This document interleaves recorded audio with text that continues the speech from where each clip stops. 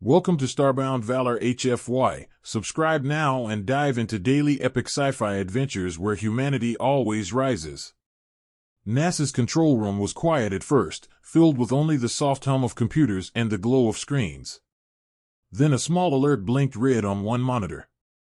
It was faint, almost missed, but Dr. Emily Carter noticed. She leaned closer, eyes narrowing at the strange signal on her screen. It came from deep space, beyond Neptune's orbit. The code was labeled automatically by NASA's system, 3I/Atlas, an interstellar object. At first, it looked like a comet or a rock drifting through the void. But Emily saw something no one else had noticed yet. The object was not following a natural path. Its trajectory had changed. It was slowing down. Space rocks do not slow down. They don't change course. They don't act like they're thinking. Emily felt a chill run down her spine. She called her supervisor, her voice low but urgent. "You need to see this." Within minutes, the room filled with scientists, all staring at the data feed. The numbers didn't lie. 3I/Atlas was decelerating. Someone whispered, "That's impossible." Others thought it might be a sensor glitch. But when 3 more observatories confirmed the same thing, disbelief turned to fear. The first pictures arrived from NASA's Deep Space Telescope, a long, dark object reflecting sunlight in sharp patterns. It wasn't spinning like most asteroids. It was stable, steady, and too symmetrical to be random. It looked built. For the next 3 days, NASA tracked it as it crossed Neptune's orbit.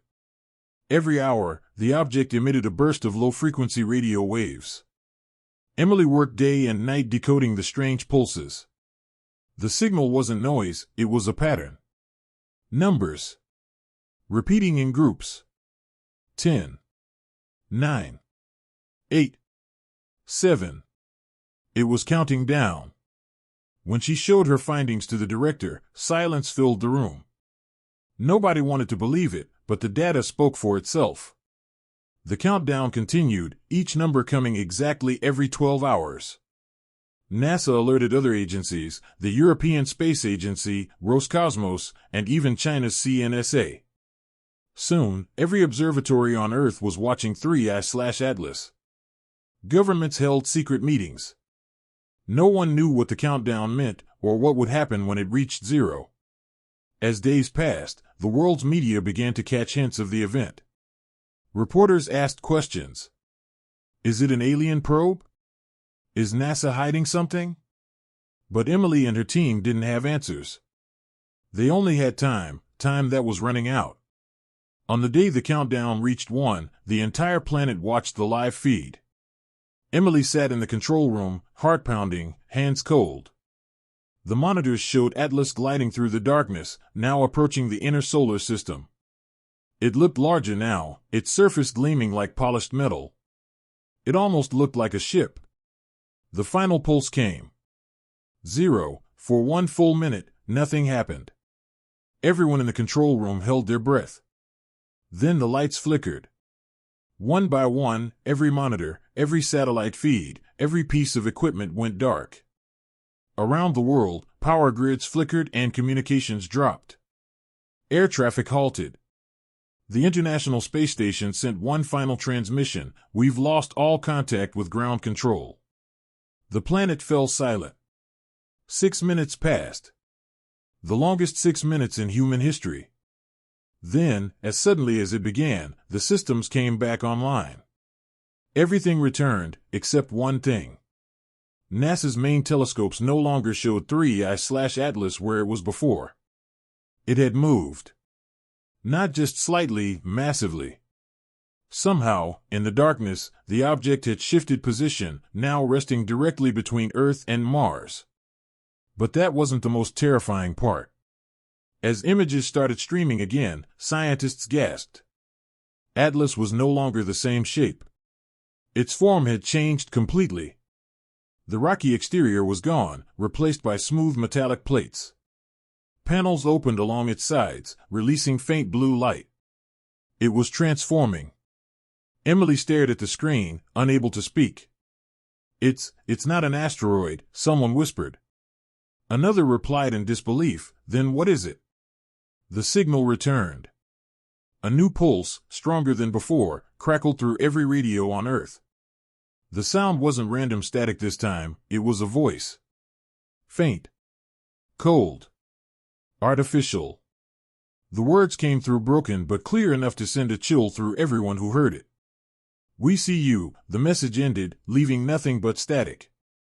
The world was silent again, united in fear and confusion. Emily replayed the message again and again, trying to find hidden meaning in it. It didn't sound hostile. It sounded curious. But how could that be? Who, or what, was watching? Overnight, NASA turned into a fortress. Military vehicles surrounded the complex. The United Nations called an emergency session. For the first time in history, all nations agreed on one thing: they had to find out what 3I/Atlas was before it found them. But Emily knew deep down, they were already too late.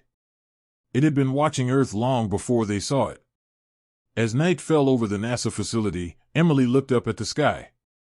She could see a small light between the stars, brighter than Mars, not moving. She whispered to herself, "You're not a rock, are you?" And far away, in the endless dark, 3I/Atlas pulsed once, like a heartbeat. The morning after the blackout, NASA was in chaos.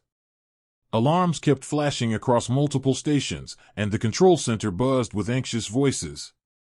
Every satellite had gone offline for 6 minutes the previous night, and no one could explain why. Dr. Emily Carter hadn't slept at all. She sat in front of the main screen, eyes red from exhaustion, staring at new data coming in from the Hubble telescope. What she saw made her heart freeze. 3I/Atlas had changed shape again. The image was clear now, no longer a blurred. It wasn't a rock anymore. It was geometric, smooth lines, perfect edges, almost like a massive, silent machine floating between Earth and Mars. Some parts reflected sunlight like polished metal. Others seemed to absorb it completely. "It's not natural," Emily whispered. The director of NASA, Robert Klein, stood behind her, arms crossed tightly. "We need to treat this as a contact event," he said quietly. "But we have no idea what we're contacting," Emily replied. Across the world, governments scrambled to understand what had happened. China launched its own observation satellites. Russia reactivated old deep space radar arrays. The European Space Agency sent data drones toward Atlas, but every single one lost contact seconds after approaching the object. They didn't explode or vanish. They simply went silent, as if they had been erased. The first message arrived 3 hours later. It wasn't detected by NASA first, it was picked up by hundreds of amateur radio operators around the world. The same signal, repeating endlessly, on multiple frequencies. At first, it was nothing but strange tones. Then, when slowed down, it formed words in perfect English. "We have been watching. You are late." The world went still. NASA confirmed the message, playing it in the control room. Everyone froze when they heard it. The voice was mechanical, but not robotic. It had rhythm, like it was trying to sound human. Emily played it again and again. The same sentence, repeating endlessly. "We have been watching. You are late." Reporters surrounded NASA headquarters, demanding answers. The government denied it at first, claiming it was signal interference. But then the same message appeared in Russia, Japan, Germany, and Australia, all at the exact same time. Someone, or something, was broadcasting directly to humanity. For the first time in human history, Earth was being spoken to from the stars. Emily sat in the Mission Control Center with a growing sense of unease. "If they've been watching," she said slowly, "then they know who we are." Klein turned to her. "You mean they've studied us?" She nodded. "Maybe for a very long time." Later that day, they tried to send a message back. NASA used the Deep Space Network to transmit a standard binary greeting used for potential first contact. The signal went out strong and clean, aimed straight at Atlas. For 12 minutes, there was silence. Then the reply came, but it wasn't what they expected. It wasn't a message. It was a burst of pure energy. The blast wasn't directed at Earth, it was aimed toward the South Pole. Satellites recorded the event. A powerful energy pulse entered the atmosphere and hit the frozen continent of Antarctica. Within minutes, instruments around the world detected strange electromagnetic activity coming from the ice. Emily watched the live thermal map as bright patterns began forming beneath the ice sheets. "What is that?" she whispered. The data came fast, too fast. Whatever the pulse had hit was now active. Something massive was moving under the Antarctic ice. Could it be a reaction from the signal? One of the scientists asked. No, Emily said slowly. It's responding. That energy pulse wasn't an attack. It was a command. Hours later, an unmanned probe above Antarctica captured something that changed everything. Deep under the ice, at least 2 miles below the surface, structures were lighting up, huge, circular formations made of metal. One of the images showed what looked like a gigantic door opening beneath the glacier. The discovery went instantly classified.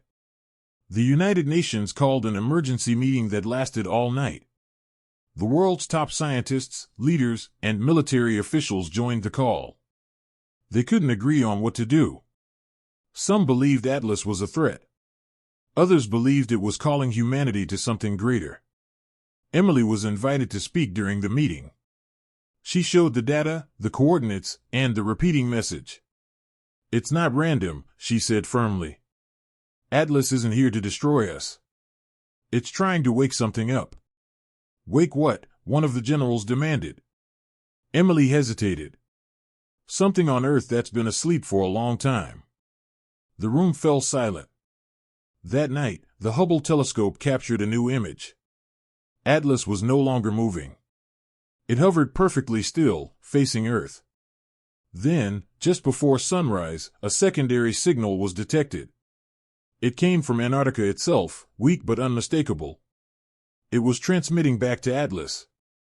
Emily stared at the translation as the computer decoded the simple message. Her voice trembled as she read it aloud. Atlas has found the makers. No one spoke after that. The implications were beyond comprehension. Who were the makers? How could something buried beneath Earth's ice know Atlas, or respond to it after millions of years? As the control room fell silent, Emily looked at the screen showing the glowing patterns under Antarctica. They pulsed slowly, like a heartbeat. For the first time in her life, she felt something deeper than fear, something ancient. Humanity had always looked at the stars for answers. But maybe the answers were buried on Earth all along. Outside the NASA facility, night fell again. The world was on edge. Atlas remained in perfect silence, still facing Earth. Its surface shimmered faintly, like it was waiting. Waiting for a reply. Emily sat alone at her desk, staring at the final line of the decoded message. Atlas has found the makers. She whispered to herself, "What have we found?" And above her, far beyond the clouds, the metallic shape of Atlas flickered once, sending one last silent pulse toward the frozen continent below. The world was no longer the same after the message from Antarctica. News leaked despite the government's efforts to keep it secret. People everywhere were terrified and fascinated at the same time. Everyone wanted to know what 3I/Atlas really was and who, or what, the makers could be. NASA, along with the United Nations, formed a joint operation called Project Beacon, humanity's first organized attempt to communicate with an unknown intelligence. Dr. Emily Carter found herself at the center of it all. She hadn't left the control room for 2 days. Her eyes were fixed on the live data feed coming from both the Deep Space Network and the Antarctic research bases. Atlas still hung motionless between Earth and Mars, its metallic surface reflecting the distant light of the sun. It didn't move. It didn't respond. It just watched. The signal from Antarctica continued in the same rhythm, pulsing like a heartbeat. Some scientists believed it was an energy pattern, others said it was a language. Emily thought it was both. "It's like they're talking to each other," she said to her assistant, Michael. "Atlas sends, Antarctica answers." But what are they saying? Michael frowned. Maybe it's not a conversation. Maybe it's a test. Her stomach turned at that thought. Project Beacon's goal was simple, to reply. To let Atlas know humanity was listening. Using the world's most powerful transmitters, NASA prepared a message designed by linguists, mathematicians, and physicists from around the world. It was simple, a sequence of prime numbers, followed by the chemical composition of Earth, a representation of human DNA, and finally an audio message. We come in peace. We wish to understand. The signal was sent directly toward Atlas. Then they waited. Hours passed. Nothing. Emily stayed at her station, watching every flicker of data, every minor fluctuation. Midnight came and went. The whole world watched the live stream, waiting for a miracle or a disaster. Then, just after 3 a.m., it happened. The signal boards lit up with a sudden surge. Atlas had responded. But instead of words or radio waves, it sent something different, an enormous pulse of energy. The pulse wasn't aimed at Earth this time, it was aimed back toward Antarctica. It struck the frozen continent with a blinding burst of electromagnetic force. Satellites picked up the reaction instantly. Under the ice, more of the metallic structures began to awaken. The ice cracked for miles as heat signatures exploded beneath the surface. Within hours, drones flying above the area captured something extraordinary. Huge circular doors, half a mile wide, were opening in the glacier. Inside, there were tunnels lined with metallic walls, glowing faintly blue. It looked like a facility, a structure far too advanced to be human-built. The world's leaders gathered in emergency meetings. The discovery couldn't be hidden anymore. The images leaked online, spreading across every news network. Humanity had discovered alien structures buried under its own planet. Emily was called to brief the President and the UN Security Council. Her voice shook as she presented the data. "These aren't alien ruins," she said softly. "These structures are built for Earth's atmosphere, for our gravity. The materials are similar to what we use, but more advanced. It's possible these were built by humans." The room fell silent. Someone laughed nervously. "You're saying humans built these millions of years ago?" Emily nodded slowly. "Yes. Or something that looked exactly like us." Meanwhile, the Antarctic team sent back shocking discoveries. Inside one of the massive chambers, they found preserved remains, frozen, perfectly intact. The DNA tests confirmed the impossible. It matched modern humans completely. Not similar. Identical. The discovery spread through the scientific community like fire. Humanity wasn't the first humanity. There had been another, older, greater, forgotten. And somehow, 3I/Atlas knew. Back at NASA, the signals between Atlas and Antarctica intensified. Patterns began to appear in the data, coordinates, repeating sequences pointing beyond the solar system. Emily's team ran the calculations. The coordinates mapped to points all across the galaxy, hundreds of them. "These are locations," Michael whispered.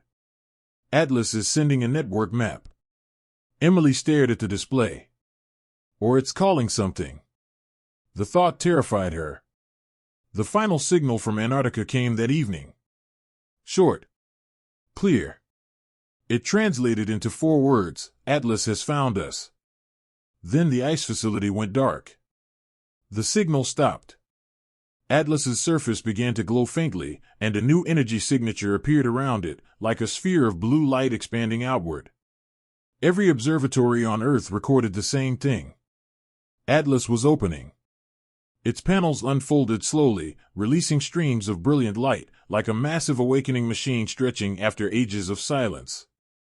Emily stood in the control room, frozen in awe and fear. "Is it coming here?" someone asked. "No," Emily whispered. "It's sending something." The space around Atlas rippled, distorting the stars behind it. It was bending space itself. Moments later, NASA's instruments detected new signals coming from deep space, multiple points responding to Atlas's transmission. They weren't from within the solar system. They were from light years away. Atlas had reached out, and something out there had answered. "We just told the galaxy where we are," Michael said in a shaking voice. Emily didn't reply. She just stared at the monitor, watching Atlas pulse brighter and brighter.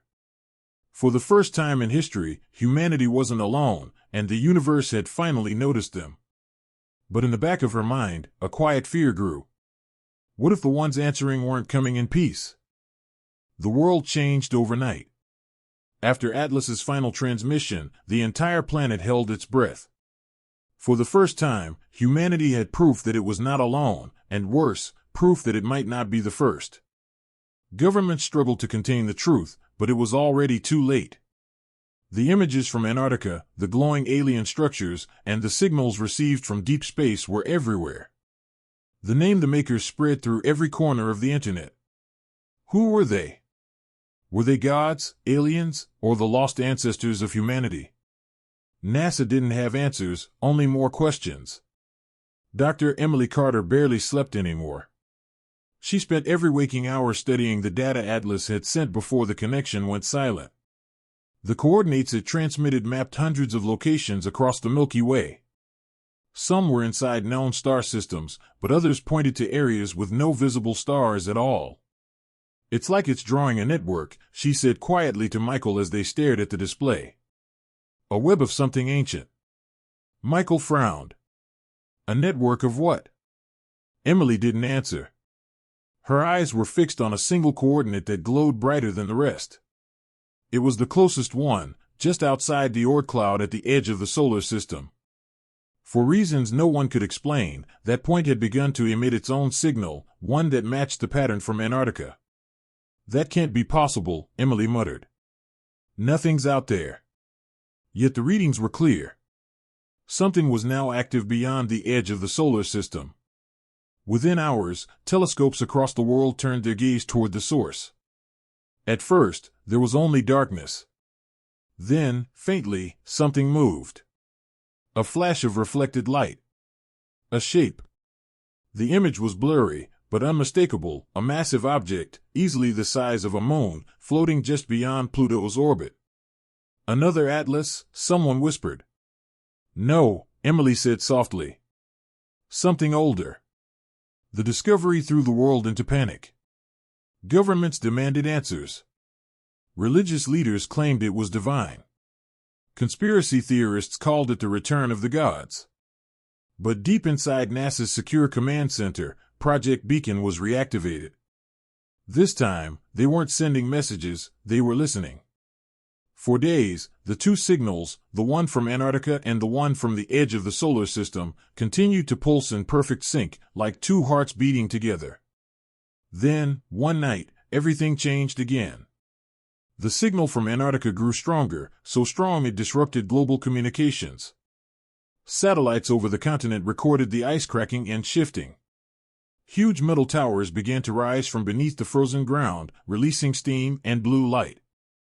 Emily watched in awe as the thermal images showed entire structures emerging, massive, metallic spires arranged in circular patterns. They looked like antennas, or maybe beacons. "They're waking up," she whispered. "All of them." "Waking up for what?" Michael asked. Emily didn't know, but deep down, she feared the answer. When the last of the towers had risen, they began transmitting a new signal. This one was different, stronger, clearer. It wasn't just binary or numbers. It was language. The translation AI worked for hours to decode it, and when it did, a single line of text appeared on the screen. "We are the first. You are the echo." The room went silent. Emily stared at the words, feeling a chill crawl up her spine. It confirmed what she had feared since the beginning. Humanity wasn't the first intelligent species on Earth. It was a second generation, a repeat. "An echo," she whispered. "We're their descendants." Klein, the NASA director, looked pale. "If that's true, then they left all this for us. But why now? Why wake up now?" Emily stared at the data again. The answer came a moment later. The coordinates Atlas sent were still active, but now they were transmitting back. Across the galaxy, the same type of signal was being sent toward Earth from multiple locations. It was as if Atlas had woken up an entire network that had been sleeping for millennia. "They're calling each other," Emily said softly. Atlas wasn't alone. "There are more of them out there." Michael swallowed hard. "And they know we're here now." Within a week, the World Space Agencies detected movement beyond the solar system. Objects, hundreds of them, were shifting from the far reaches of space, all headed in the same direction. Toward Earth. The military called them unknown vessels, but the scientific community refused to call them ships until visual proof came. That proof arrived 2 days later. A deep space telescope in Chile captured a high-resolution image of one of the approaching objects. It wasn't a rock or debris. It was mechanical, massive, with sharp edges and glowing lines carved across its hull. It moved with precision. It was alive with energy. When the image appeared on every screen in the NASA control room, no one spoke. They just stared. Emily's voice broke the silence. Atlas called them. "They're coming here." Klein turned to her, face pale. "To help us or to reclaim what was theirs?" No one had the answer. All they knew was that something ancient had awakened, and humanity had just announced itself to the entire galaxy. The following night, Emily went outside the facility to breathe. The stars above were calm, beautiful, eternal. Yet she couldn't shake the feeling that something out there was staring back. Somewhere beyond the darkness, among the cold stars, an ancient fleet was moving closer with every passing hour. Atlas had found the makers, and now, the makers were answering. The night sky no longer felt safe. Telescopes all over the world confirmed it. Hundreds of massive objects were entering the solar system. They moved with unnatural precision, maintaining perfect formation, forming geometric patterns as if guided by one mind. The world watched in fear as the objects grew larger, brighter, and closer. People prayed, scientists panicked, and militaries went on high alert. Yet through all the chaos, Dr. Emily Carter sat silently in the NASA command room, eyes locked on the live data feed. "They're not attacking," she murmured. "Not yet." Director Klein stood beside her, his face pale under the blue glow of the screens. "Maybe they're waiting for something," he said. Emily nodded slowly. "Waiting for permission." The word sent a chill through everyone in the room. Project Beacon's deep space receivers captured a faint signal from one of the approaching ships. The translation was incomplete, but the message was unmistakable. "The children have awakened. Prepare for return." The entire control room went silent. Emily whispered the line again, feeling its weight. "The children, that's us." For days, the world's governments argued about how to respond. Some wanted to attack preemptively, others demanded peace. The United Nations broadcast a universal transmission in every known frequency, a message of greeting, peace, and curiosity. But there was no reply. The approaching fleet continued on its silent path. When the first ship crossed Neptune's orbit, satellites captured detailed images. It was colossal, larger than any human-made structure. Its black hull absorbed light like a void, and strange glowing runes pulsed across its surface. Emily stared at the images, her hands trembling. "This design," she said, zooming in on the patterns. "It's similar to the structures under Antarctica." Michael leaned over her shoulder. "You're saying these ships are connected to the things on Earth?" "Not connected," she said softly. "The same creators." Days later, a new development stunned everyone. The signal from Atlas reactivated. After weeks of silence, it began to transmit again, but this time not toward Earth. It was sending data directly to the approaching fleet. The pulse patterns matched perfectly with the Antarctic signal, forming a synchronized rhythm across space. "It's coordinating them," Emily realized. "Atlas is the key." Then something unbelievable happened. One of the massive ships stopped between Mars and Jupiter, while the rest continued inward. It began to unfold, its dark panels shifting like wings. From its center emerged a smaller craft, sleek, silver, and fast. It broke formation and accelerated toward Earth. "Incoming object," shouted one of the analysts. "Velocity decreasing, controlled descent." Every defense network on the planet locked onto it. Fighter jets scrambled, missiles were armed, and satellites tracked its course. But before anyone could react, the craft slowed to a gentle halt right above Antarctica. "It's going to the structures," Emily said, her voice barely audible. The world watched live as the alien craft hovered above the icy continent. Cameras caught beams of blue light scanning the ground. Then, slowly, the ice beneath it cracked open. A deep rumble echoed across the frozen land as the metallic towers began to move, aligning in perfect symmetry. The craft descended between them like it was returning home. "It's activating something," Michael whispered. "But what?" A few moments later, a blinding flash erupted from the area. Instruments overloaded, screens went white, and for several minutes, all communications with Antarctica were lost. When the systems came back online, a new energy source had appeared on the continent, a massive power signature buried deep underground. "It's alive," Emily said. "Whatever's down there, it's waking up fully." Then the new signal came through, clear and unmistakable. It didn't come from Atlas, or the fleet, or even Antarctica. It came from inside the Earth. The translation appeared on screen. "The Makers return. Humanity is prepared." Emily stared at the line, her heart racing. "Prepared for what?" she whispered. Klein's voice was grim. "For war." As hours passed, strange phenomena began appearing across the planet. The northern lights stretched farther south than ever before, glowing blood red. Earth's magnetic field spiked violently. Every compass spun aimlessly. Then NASA's deep space radar detected something beyond the incoming fleet, something larger.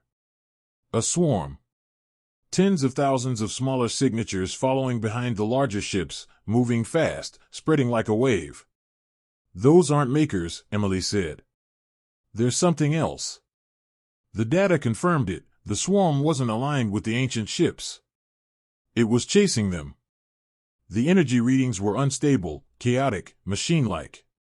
The swarm was devouring everything in its path, asteroids, debris, even smaller ships. "They're being hunted," Michael realized. "Who's hunting who?" Emily asked, staring at the screens. "The question is, which side are we on?" As the ancient fleet approached Earth's orbit, one of the ships stopped transmitting. It was gone, completely erased, as if it never existed. The swarm had caught it. The remaining ships accelerated, forming a shield around Atlas, which now pulsed brighter than ever. "They're protecting it," Emily said. "Atlas isn't just a probe, it's a command core." The Antarctic base sent one last transmission before going silent. The message was only 3 words: "The swarm follows." The truth hit Emily like a storm. Atlas hadn't come to invade. It had come to warn them. The swarm was coming, for everyone. Humanity wasn't the enemy. It was the last defense. She looked at Klein, voice shaking. "Atlas called them home because it knew the swarm was coming. We're the children, but the galaxy isn't welcoming us. It's warning us." And as she spoke, the night sky filled with new stars, each one burning brighter, each one moving. The swarm had entered the solar system. The solar system was no longer a safe place. The massive fleet that Atlas had summoned had entered its outer edges, and the scale of the approaching objects left the world in shock. They weren't like anything humanity had ever seen. Each vessel was larger than the greatest human cities, black as the void, with angular surfaces that swallowed light and emitted faint, ominous pulses. NASA's deepest telescopes recorded them moving with perfect precision, maintaining formations too exact to be natural. The fleet showed no aggression yet, but its presence alone was terrifying. People around the world watched live feeds from space agencies, unable to look away. Dr. Emily Carter sat in the command center, her face pale in the blue glow of multiple screens. She had spent weeks tracking the signals from Antarctica, Atlas, and now the approaching fleet. "They're scanning," she whispered to Michael, her assistant, who had been at her side for days without rest. "Every single satellite, every observatory, they know what we've built, what we've done." Michael swallowed hard. "But they haven't attacked yet. Does that mean they're friendly?" Emily shook her head slowly. "I don't know. I think they're waiting for something. Something we can't see yet." While humanity speculated, the fleet continued its methodical approach. One of the massive vessels halted near Jupiter, spinning slightly as if observing the planet. Its surface shimmered faintly with glowing symbols, eerily similar to the patterns found in Antarctica beneath the ice. Emily studied the telemetry. "This design, it's the same as the structures we found." "They're connected," she said. "Not just connected, they built them." Klein, the NASA director, paced behind her. "So you're telling me these ships aren't aliens? They're our ancestors?" Emily hesitated. "Not exactly. They're human, or at least human in origin. But older, far older than anyone imagined. They call themselves the first humanity. And we are their descendants." The revelation sent shockwaves through the control room. Every observer knew that the implications were enormous. Humanity had never been alone, and now it was clear that something even older had left instructions, machines, and ships across the galaxy, waiting for this moment. The fleet's signals pulsed in perfect rhythm with Atlas, which hovered between Earth and Mars. The combined energy readings were off the charts. Emily realized that Atlas wasn't just a probe. It was a command node, a central hub activating the fleet and coordinating its movements. Then something astonishing happened. One of the massive ships opened, a gigantic door slowly peeling back along the hull. A smaller, elongated craft emerged, sleek, silver, and brimming with glowing blue lights. Unlike the larger vessels, it moved swiftly, heading directly toward Earth. "Incoming object," shouted one of the analysts. Every human defense system locked onto the craft. Fighter jets scrambled, missiles were armed, and satellites focused their sensors on the intruder. Yet the craft moved deliberately, avoiding every defensive attempt.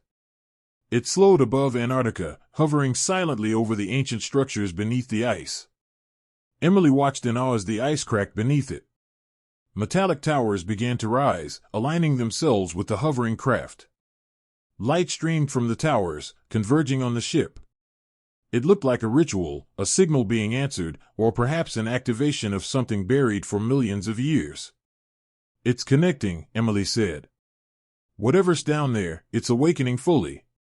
Moments later, a surge of energy shot from Antarctica into the sky, and instruments around the globe overloaded briefly. When they came back online, the Antarctic facility had been transformed. Massive metallic structures now extended from the ice, spiraling toward the sky, connected to each other in intricate networks. The ship above descended among them, locking itself in place as if merging with the ancient technology. The fleet beyond Jupiter reacted almost instantly. Pulses of energy shot from the vessels, bending space subtly as if coordinating a massive interstellar formation. Emily realized the true scale of what was happening. Atlas had not come alone. It had summoned its creators, the first humanity fleet, and now, with the Antarctic network activated, they were readying the solar system for something bigger. Then the swarm appeared. It wasn't part of the fleet. Sensors detected it at the far edge of the system, a moving horde of mechanical entities, dark and chaotic, spread across millions of kilometers, consuming asteroids and anything in their path. Emily's hands shook as she looked at the display. "The swarm, it's coming for the fleet," she whispered. And if it reaches Earth, the larger vessels shifted position, forming defensive rings around Atlas.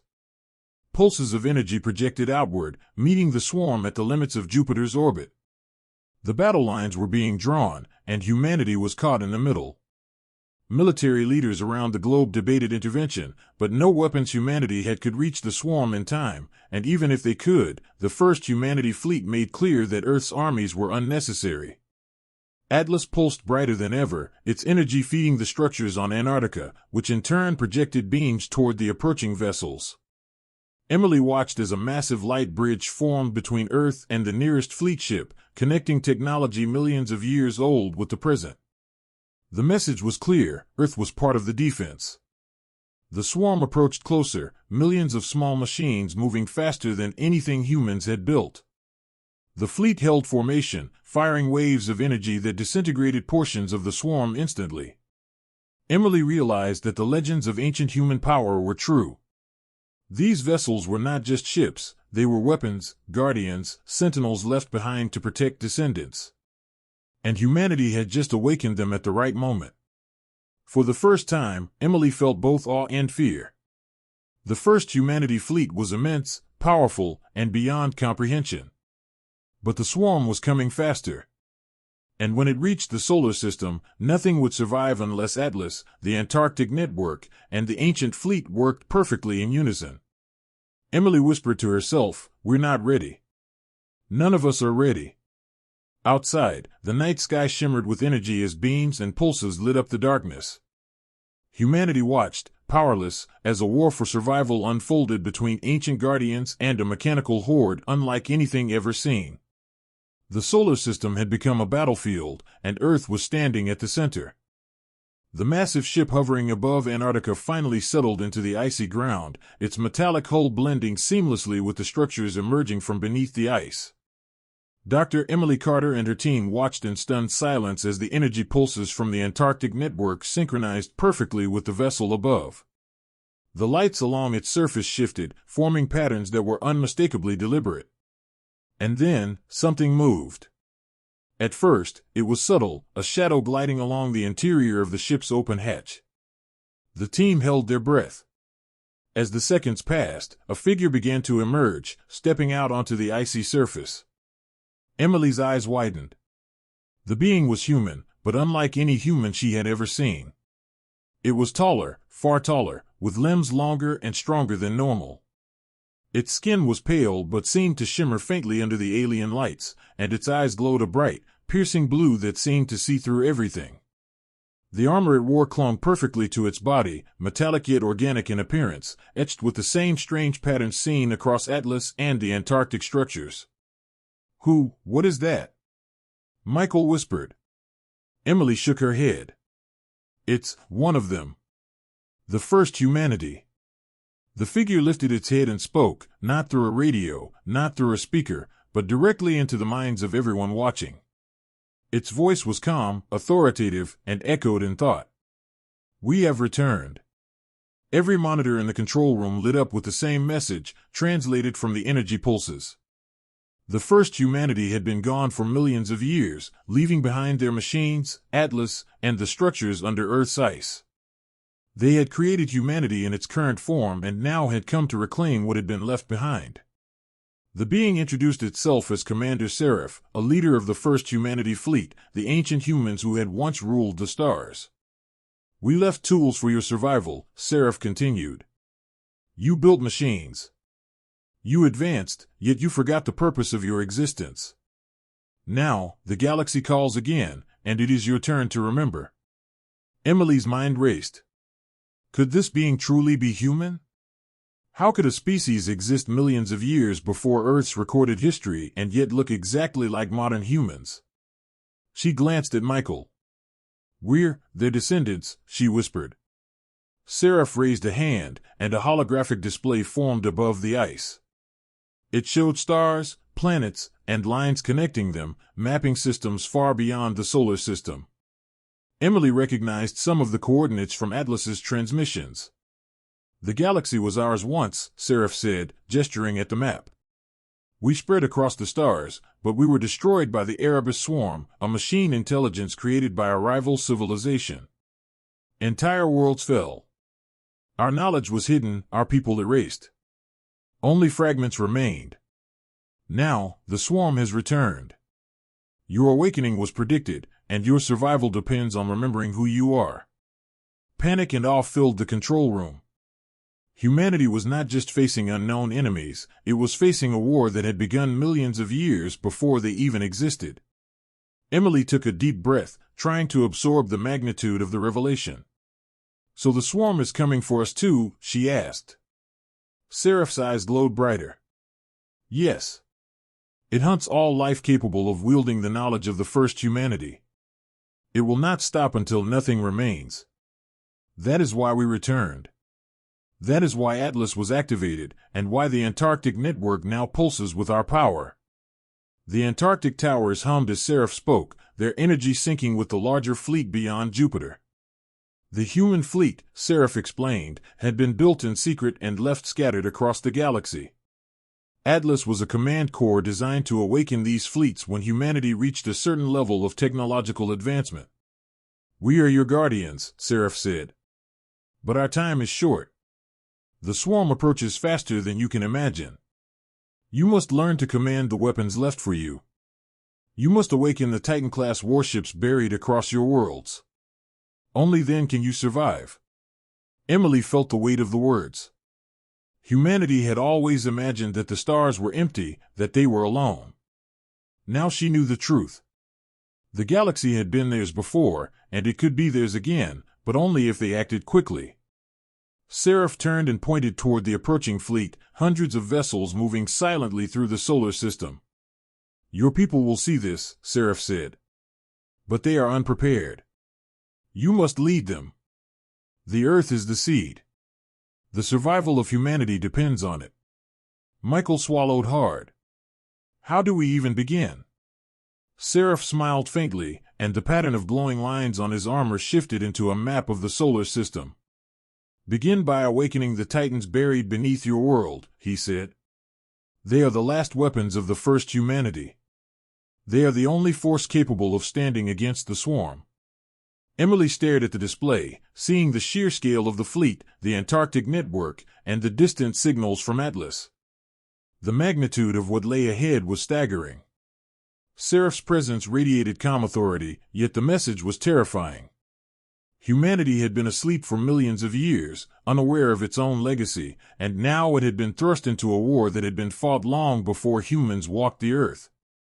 Then, without warning, Seraph's figure shimmered, becoming translucent. His voice echoed one final time, reaching every mind connected to the network. Learn, awaken, and survive. Or be forgotten, as the first humanity almost was. In an instant, he vanished, leaving only the pulsing light of the Antarctic towers and the massive fleet hovering beyond Jupiter. Emily sat frozen at her console. Michael placed a hand on her shoulder. He's gone, he whispered. But what do we do now? Emily swallowed hard, staring at the lines of glowing coordinates and the signals from the fleet. We prepare, she said finally, her voice steady despite the fear gnawing at her chest. We awaken the weapons. Humanity fights back. And this time, we will not be erased. Outside, the sky shimmered as distant vessels of the first humanity fleet adjusted their formations, preparing for the battle that would soon arrive. The countdown to war had begun, and Earth was standing at the center of a conflict millions of years in the making. Humanity had been warned, and now it had no choice but to rise. The calm of space was deceptive. From Earth, humanity watched as the first humanity fleet hovered silently between the outer planets. The signals from Atlas and the Antarctic network pulsed steadily, connecting each ship, each beacon, into a single, vast communication grid.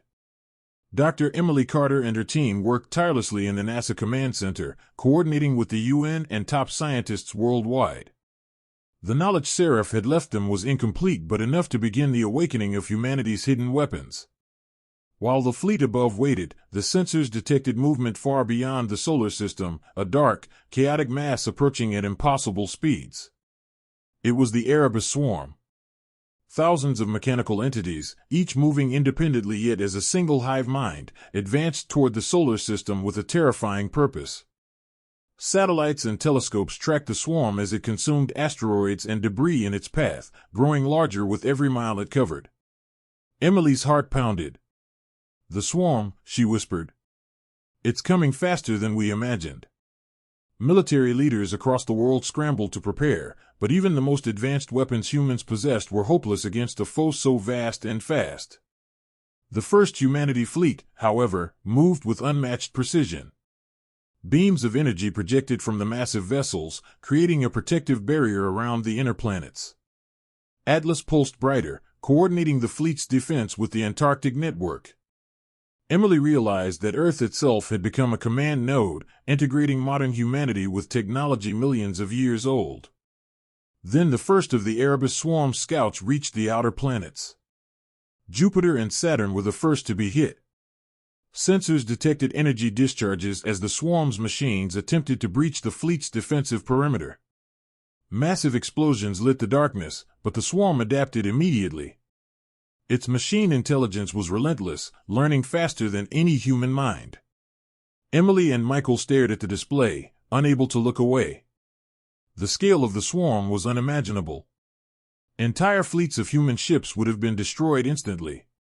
The first humanity vessels, however, held firm, firing pulses that disintegrated thousands of swarm machines at a time.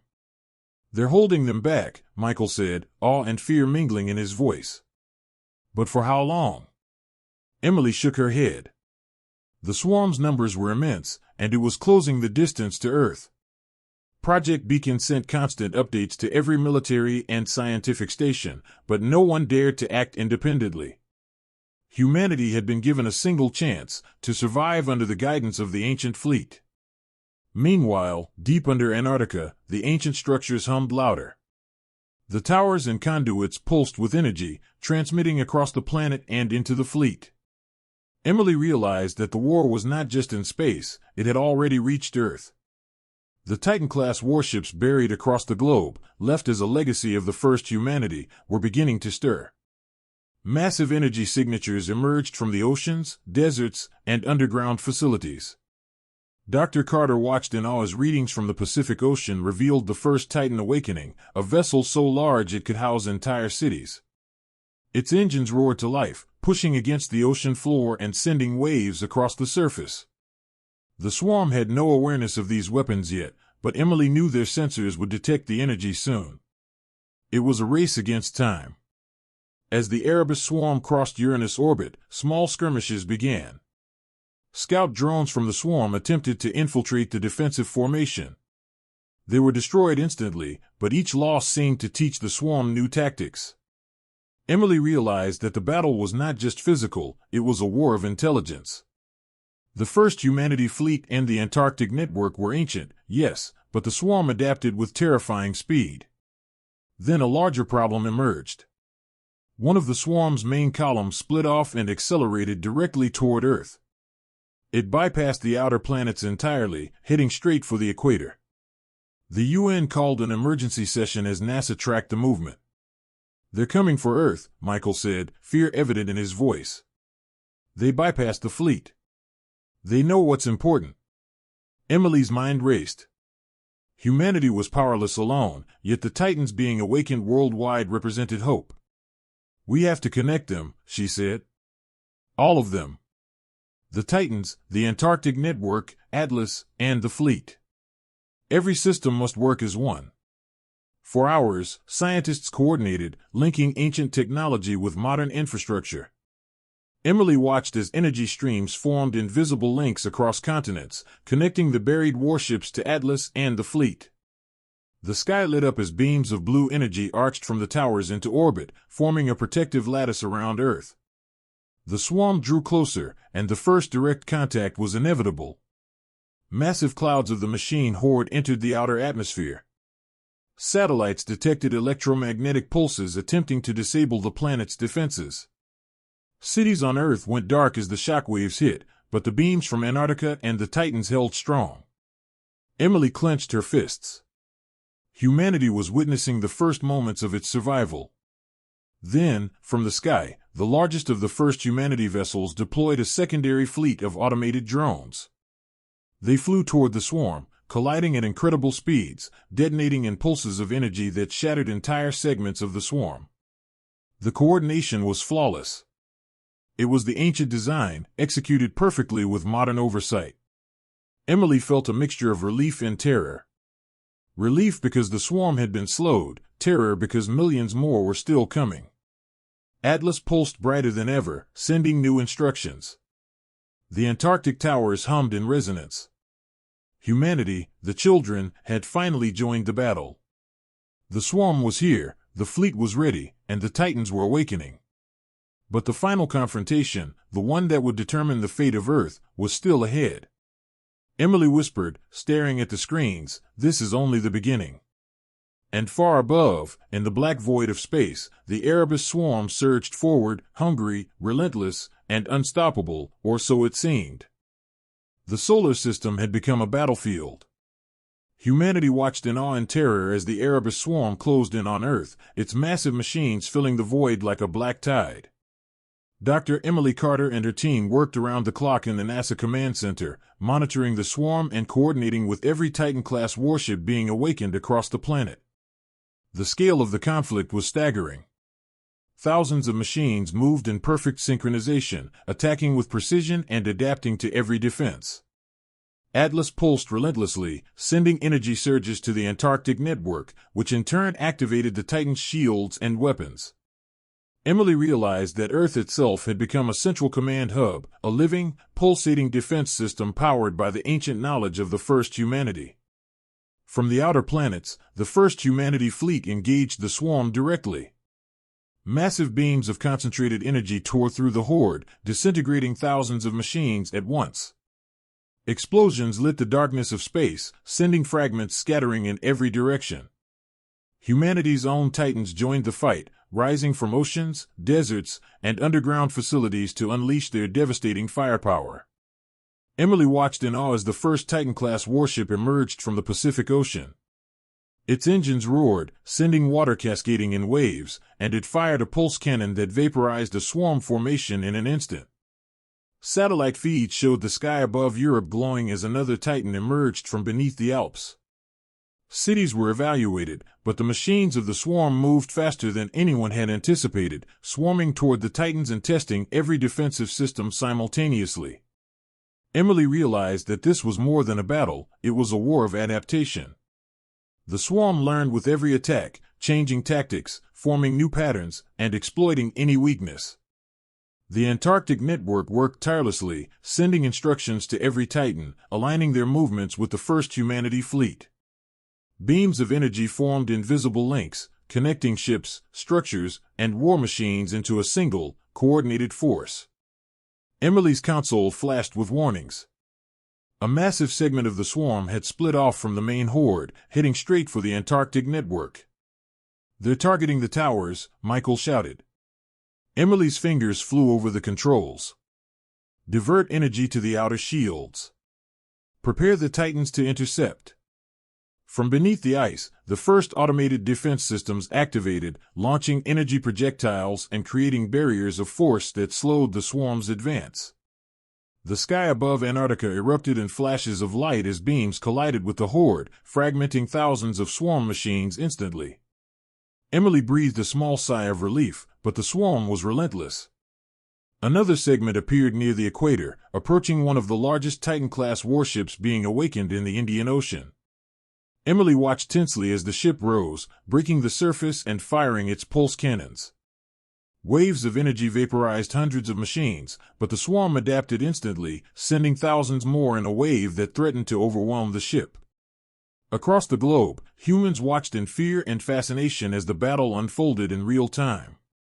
Cities went dark, skies were lit by energy beams, and strange auroras spread across the atmosphere, caused by the massive energy exchanges between Titans, the Antarctic network, and the first humanity fleet. Emily realized that humanity's survival depended on precision, speed, and coordination. The first humanity fleet began a maneuver she had never seen before. Ships formed a massive sphere around the inner solar system, their energy pulses converging on a single point, the heart of the swarm. Atlas's pulses intensified, synchronizing with the sphere. Emily's fingers hovered over the console as she monitored the calculations. "They're forming a trap," she whispered. Michael looked at her, eyes wide. "For the swarm?" Emily nodded. "Yes. They're going to lure it in." Then came the moment that made the entire command center hold its breath. A massive portion of the swarm accelerated toward the sphere, drawn by the coordinated pulses from Atlas, the Antarctic network, and the first humanity fleet. Energy beams fired from every direction, fragmenting the swarm as it entered the trap. Massive explosions lit space, sending fragments in every direction.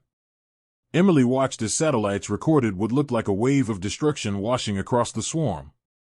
The trap worked, but the swarm was far from finished. Smaller clusters broke off, moving toward Earth itself. Emily's stomach churned. Humanity's titans engaged, firing pulse cannons, releasing energy shields, and deploying automated drones. Cities were evacuated, but millions still watched from a distance, glued to live feeds of the battle. Emily realized the Titans were not just weapons, they were extensions of Atlas, of the Antarctic network, and of the first humanity fleet itself. Each vessel, each beam, each pulse was part of a coordinated effort to repel the swarm and protect Earth. Hours passed. Explosions continued, energy beams crisscrossed the sky, and fragments of the swarm fell into the sun or burned in the atmosphere. Emily and her team barely slept, monitoring every Titan and every swarm movement. Then a new warning appeared. Another segment of the swarm had broken through near Mars, moving toward the asteroid belt. It was larger than any swarm cluster encountered before. Emily swallowed hard. "They're learning," she whispered. "They're getting smarter." Michael's face was pale. "Can we stop them?" Emily didn't answer immediately. She studied the global network of Titans, Atlas, and the Antarctic towers. "We can fight," she said finally, "but this is only the beginning. The swarm isn't just attacking. It's testing us. Learning us. And the next wave will be worse." Outside, the stars glimmered like a battlefield. Humanity had joined a war millions of years in the making. The solar system shook under the conflict between the ancient fleet and the unstoppable swarm, and Emily knew that the outcome would determine the fate of Earth and the future of all humanity. The solar system burned with energy as the final battle began. Humanity had awakened every Titan-class warship hidden beneath oceans, deserts, and ice. Atlas pulsed relentlessly, its energy connecting the Antarctic network, the Titans, and the first humanity fleet beyond Jupiter into a single, unstoppable system. Dr. Emily Carter sat in the NASA Command Center, exhausted but focused, monitoring every data feed. The Erebus swarm advanced relentlessly, their mechanical horde now stretching from Neptune's orbit to Earth itself. The swarm had learned from every previous encounter, adapting tactics, predicting movements, and exploiting weaknesses. Emily's heart pounded as alarms blared across her console. Thousands of swarm machines accelerated toward Earth, faster than anything humanity had ever imagined. "They're coming for the planet," Michael said, voice trembling. Emily nodded, fingers flying over the console. "Every Titan must fire in unison. The fleet coordinates with Atlas. We can hold them if we act perfectly." From above, the first humanity fleet moved into formation, massive vessels aligning into geometric patterns. Beams of energy erupted, colliding with the swarm midspace, vaporizing thousands of machines instantly. Explosions lit the void, reflecting off the hulls of the fleet like fireworks. The Titans on Earth fired powerful pulse cannons, sending energy waves into the atmosphere and beyond, creating massive shock waves that shredded incoming swarm clusters. Emily watched the live feeds in awe. Oceans boiled as Titans fired from beneath the waves. The sky above Europe glowed as beams tore through the swarm. Deserts erupted with energy as underground Titans fired from hidden bunkers. Humanity had become part of a system millions of years in the making. Yet the swarm was relentless. New formations appeared, larger, faster, and more intelligent. They adapted instantly, testing every defense, learning with horrifying efficiency. Emily realized the swarm wasn't attacking blindly, it was strategizing. Atlas pulsed brighter, sending precise instructions across the network. Emily and her team coordinated every Titan, every pulse, every beam. The Antarctic towers emitted waves of energy that interacted with Atlas's signals, amplifying their power and creating a protective shield around the planet. The first humanity fleet beyond Jupiter engaged the swarm directly, firing massive energy blasts that tore through space, scattering the horde. Yet more swarms appeared, emerging from hidden pockets, converging toward Earth at impossible speed. Emily felt the weight of responsibility crushing her. Humanity's survival depended on every calculation being perfect. "Prepare the secondary Titan protocols," she shouted. "Every vessel, every system, link them now." Energy lines arced from the Antarctic towers to every Titan, syncing them into a single network. Pulse weapons charged, shields expanded, and automated drones launched into orbit. The swarm reached Earth's orbit, striking the first defensive lines. Explosions erupted across the planet's atmosphere as beams collided with machine clusters. Emily watched satellites record fragments falling into the ocean and burning in the skies. The swarm adapted again, splitting into smaller units to bypass defenses.